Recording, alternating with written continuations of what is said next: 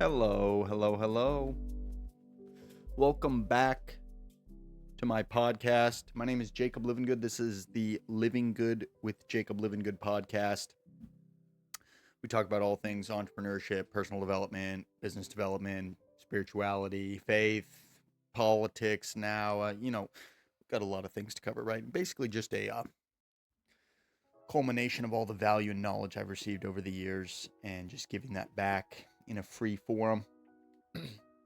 So, yeah, today is, well, I don't want to use the word sad because I don't like the word sad.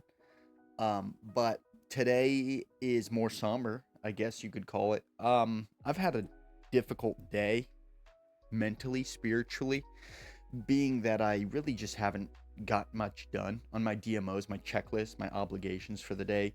I hit like 30%. It's almost 5 p.m. I don't know. I don't know what happened. Day slipped away from me. Distracted. I did a lot of cleaning. I guess that's good, right? But overall, the amount of clerical task load that I have to do on a daily basis to move the needle forward in my life.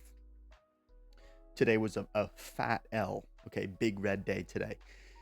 And instead of getting dreary about that and oh boo is woo, poor me, let's talk about it. Let's turn this into a positive. So, all right.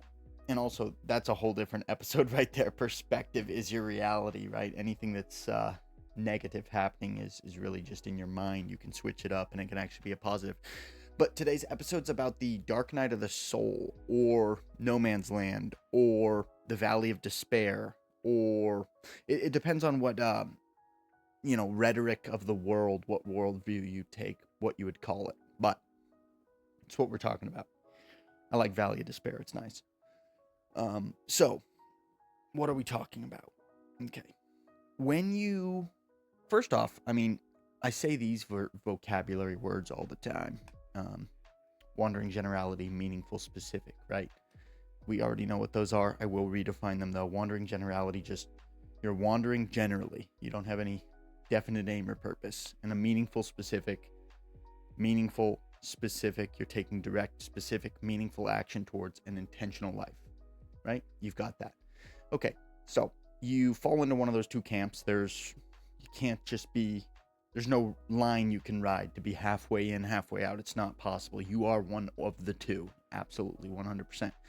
So, if you are a wandering generality, you wouldn't even be watching this, right? I don't even have anything to say for you. This intrinsic value here is not for you, okay?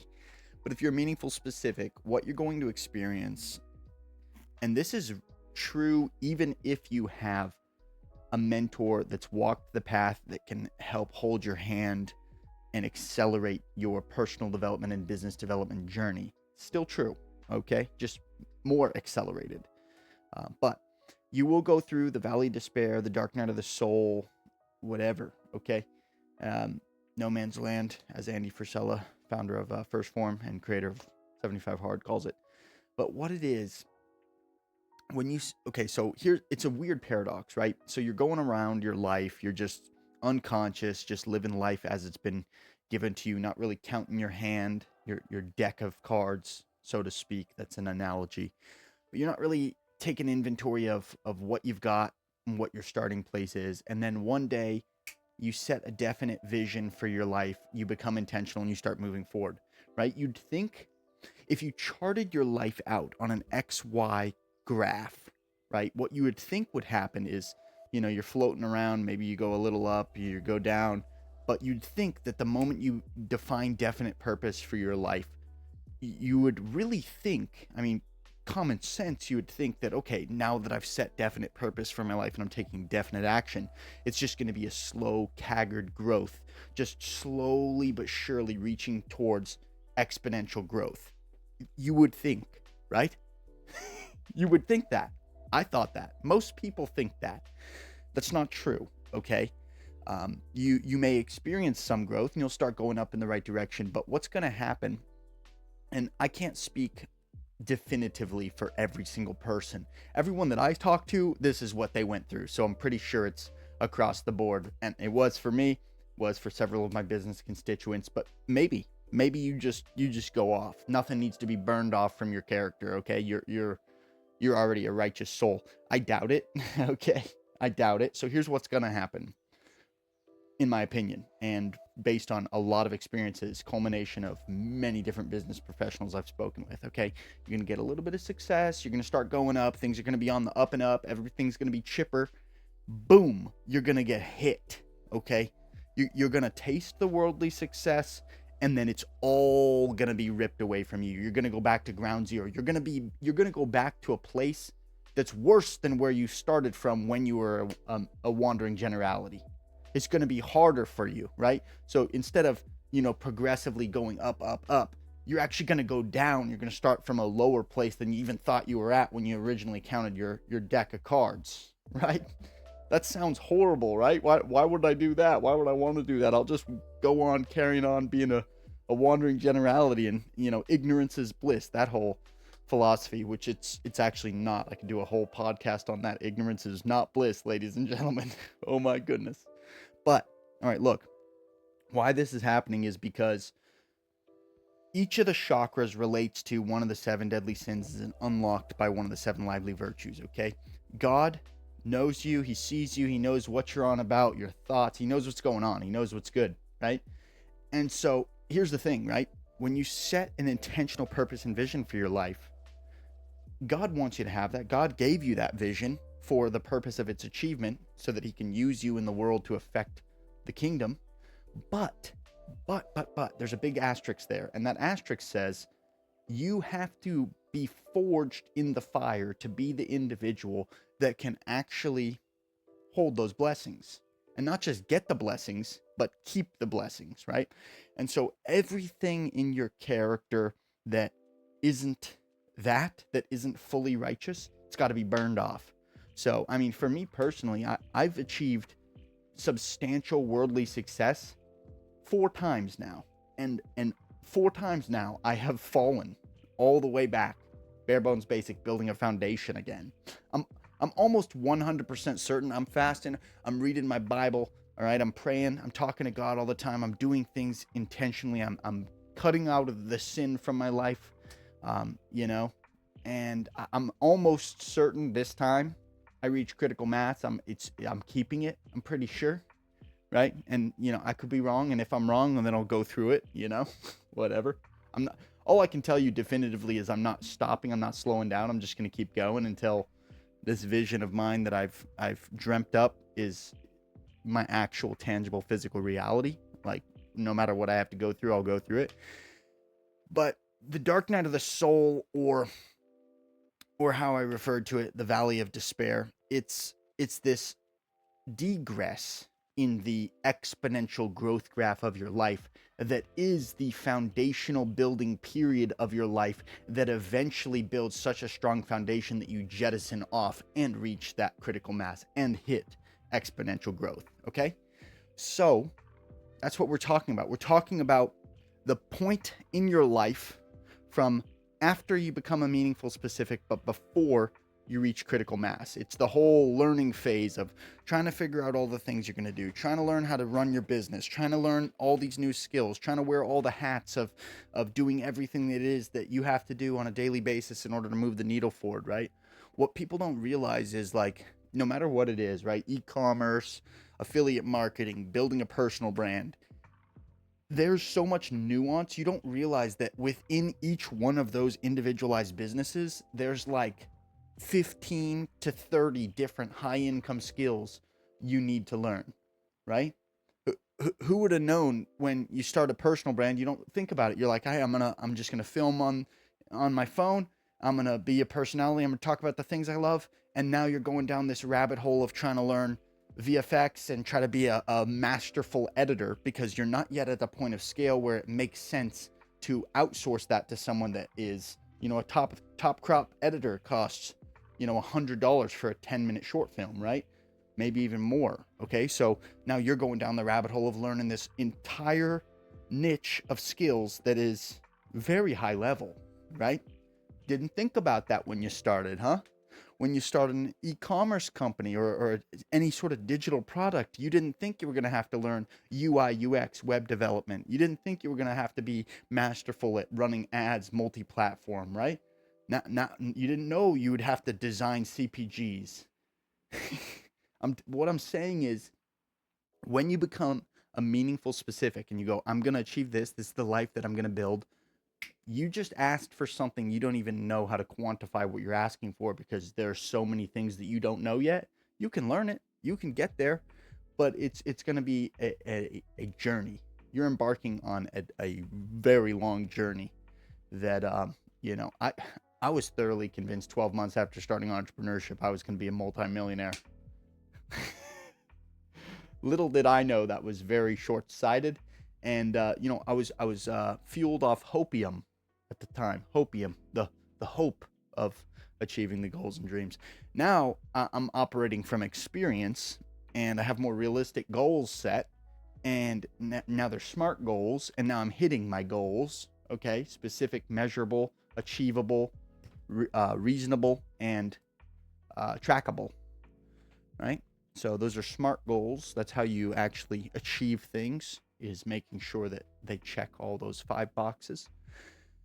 That's a whole different, I could do a whole podcast on that. I know I say a lot of things about I could do a whole podcast on this, and maybe I should. Maybe I should be taking notes right now. But look, I started this by saying my day was bad, okay? And that's not quite true. I mean, I guess the day's fine. I'm living my dreams. I'm building my dreams. Maybe right now I'm in a season. I'm deep within the valley of despair. Now I see the light at the end of the tunnel, you know. And this isn't my first. Like I said, 4 times I've achieved it. 4 times I've fallen. So I've been through a dark night of the soul. I've been through the valley of despair and onto the other end when I hit critical mass. And for a while there, you're walking through a dark cavern and an abyss. You don't see any light, but you just keep taking steps, and then a light becomes visible. You see the end of the road where the clerical work you've been doing and how it all culminates into, okay, there's the light at the end of the tunnel. In X amount of time, all these little clerical things I'm doing every day are going to sum up to this, and that will allow me to do this, which will then reach critical mass, and then I will no longer have to do this, and I can automate it, and my cash flow is going to be up where it needs to be, right? That's happened to me. I've done it 4 times. I just now, not just now in this very moment, probably a month and a half ago, I see the light. I see the light at the end of the tunnel of this valley of despair. And so, you know, that gives you a little bit of a refueled vigor. It's like, okay, yes, just keep walking, just keep walking. It doesn't mean that some days aren't more difficult than other. I mean, today, I didn't want to go to the gym at all. And I love the gym. It's like one of my favorite parts of my day. And I was just so sore, and I didn't want to go. And then I went anyways. And then about halfway through, I was like, okay, all right, you know, I'm getting into it. I'm feeling it. But the first 45 minutes, I was just dragging, you know, had a RBF on my face. None of my usual friends that come up and spark me up in joyful conversation, they didn't come up to me. Right? I had my hoodie up. Okay, one of those days. But you know, sometimes in the valley of despair, the dark night of the soul, right? No man's land. And by the way, how Andy describes it, no man's land is, you are too different from, or this is how Alex Hermosi said it on Andy's pod, but he agreed, and he's like, dude, that's literally perfect. But Alex says, you're too different from your old group of friends. You don't enjoy doing the things you used to do with them, but you're not yet successful enough to fit in with your new group of friends of the direction that you're headed. So you're just in this gray area where it's like, all right, I just got to stay locked in repeatedly, continually doing the minutiae of my daily task load, and eventually I'll get there. So I don't know if you hear my cat. She's hitting the camera. She's kind of cute. She's begging for attention right now. Jump up. Or don't. Whatever. But look, that's what it is.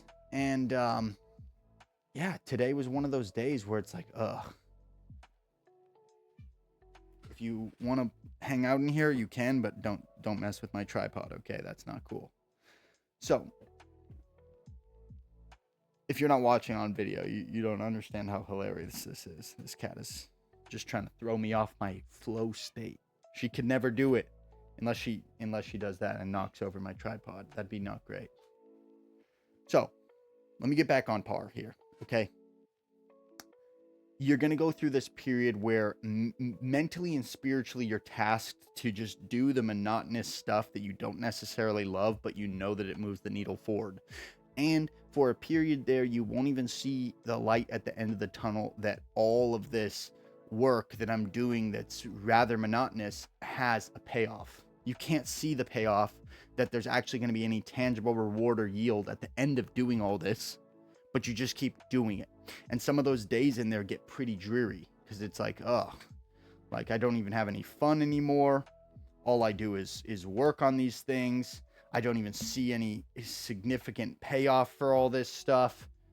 And yeah, it's something, right? And so just keep going, right? And I'm actually really not even trying to inspire anybody right now that's maybe in this season of their life. I'm actually talking to myself about myself, right? Because today was one of those days where I had tasks to do, and the day is not over. I could still hit some of it, but realistically, by the end of the day, I won't hit over 50% of my DMOs, which is like, when I journal later, that's an L. Okay, I lost today, which is okay. Like, I'm not losing life. I just lost today. But it's hard. It's hard to see the bigger picture on the days that are the L's. It's hard to see the bigger picture on the days that are losses, knowing that, you're still in an uptrend. You just had a pullback, if we're sticking with the analogy of an exponential growth graph. And so, yeah, when you're in the valley of despair, I think realistically, and again, speaking just for myself, stop doing that. I think just for myself, this is actually true, maybe for you as well. But like, after you get to the point in your process where you see the light at the end of the tunnel in the valley of despair, and then you have one of those bad days.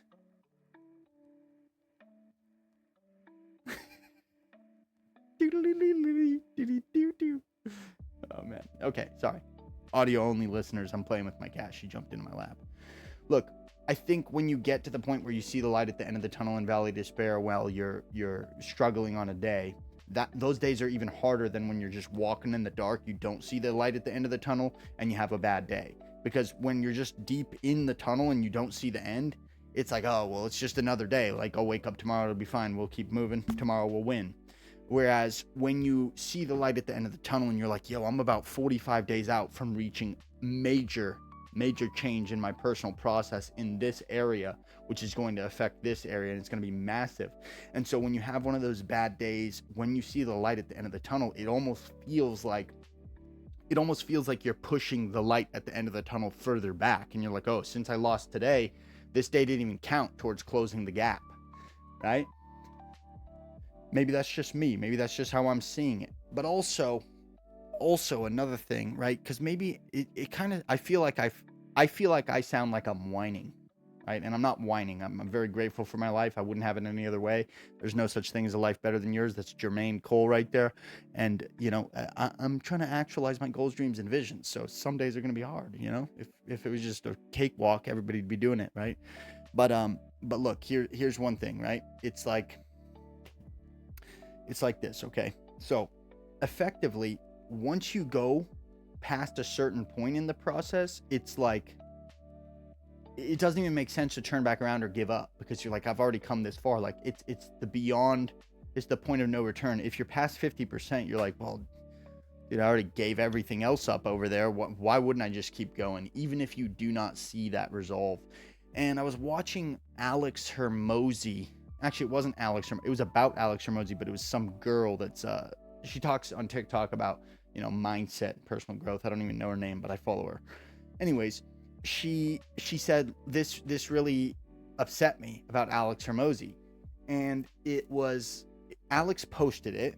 It was a text chain with Layla Hermosi, for those of you that don't know, his wife, and he was having the day similar to the day I'm having now. And he said, hey, I feel really bad about myself. I didn't produce much today. I lost today. And Layla was like, well, I'm sorry, but I'm sorry that happened to you, but sweetie, you're inherently valuable. You provide a lot of value to the world. Like you're doing great. You're an uncommon man. You should be proud of yourself for that. And he's like, well, it doesn't really feel like that. And sort of the juxtaposition of the conversation was like Alex was feeling really down on himself because he didn't produce. And you know, I felt that today. I'm not feeling it right now, right? Because right now I'm actively doing a podcast, hopefully providing value to a single soul out there, maybe even more, who knows. That is a catch-22 to loop yourself up into. And that right there is the foothold in your door to allow Lucifer to come in and twist up your mind, right? Because if you don't view yourself as inherently valuable in the eyes of God, you're a child of God, and you're building this vision for the kingdom and to allow your future generations to live a blessed, abundant life. If you don't view it that way, and you're like, I'm only worth anything if I actually perform, you know, that's not really a winning formula. You know, I'm worthy without performing, right? Works without or faith without works is dead, right? But still, though, your works don't really change the formula. Okay, so it's a catch-22 because you're just gonna get yourself in a low vibrational state and be like, I didn't perform today. Today sucked. I suck. It's like, no. You can lose days and still have a winning life. So relax, keep going. All right. And honestly, realistically, what is losing a day? I mean, because the way I've defined it the last 8 years is if I hit less than 50% on my DMOs, if I have a task list of 10 items and I only check off 4 of them, I lost that day, in my opinion, and that was a bad day. But like, are bad days even real, or are they just character building days that allow me to extract lessons to be better tomorrow? And then you keep doing that over a long enough sustained period of time, and then you just your bad days, one of your bad days, and this is even true for me now, 8 years into full-time entrepreneurship. What I consider a bad day right now, somebody else might consider an absolutely fortuitous day, like beyond their shadow of imagination, right? I'm getting on calls with former CEOs of tech, like Fortune 100 companies, and they're like, dude, what? One of the 4 things you did today was have a call with a hedge fund manager, former CEO of a publicly traded company. And I'm like, well, yeah, but I didn't do all these things. And they're like, dude, shut up. Shut up. See what I'm saying? So it's like, do you even really lose a day? I don't think you actually, I'm talking this out. I'm really just, somebody's going to get value from this podcast episode. And maybe that one person is me, actually, because I'm just talking this out like right now with myself. And it's like, I don't even really think I've ever lost a day. Since I became a meaningful specific, I haven't lost a day. I've just had days that were worse than other days, but I still extracted value and lessons from it. So, okay, like, great.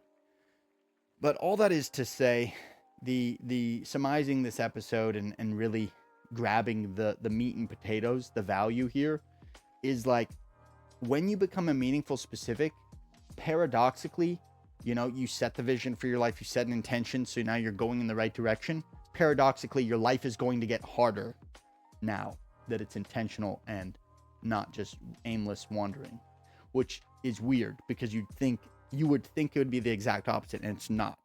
And so when your life gets harder, when all your friends say you're boring, you're lame, you don't want to come out with us anymore, you don't want to hang out, you don't want to do all the old things you used to do, when you're getting up at 4 a.m. every single day, you're doing an ice bath, you're locked in, sometimes you don't want to do it, you're going to the gym every day, you're destroying your temple to build it back better, you're feeding your body with healthy things, okay, and you're just doing the same monotonous task load every day, but you know inherently it's moving you forward towards your vision, but some days it's like, oh, I'm doing the exact same thing again. I feel like I'm living the same day endlessly on repeat, with the hope, the finite, tangible hope that one day there'll be a payout at the end of this.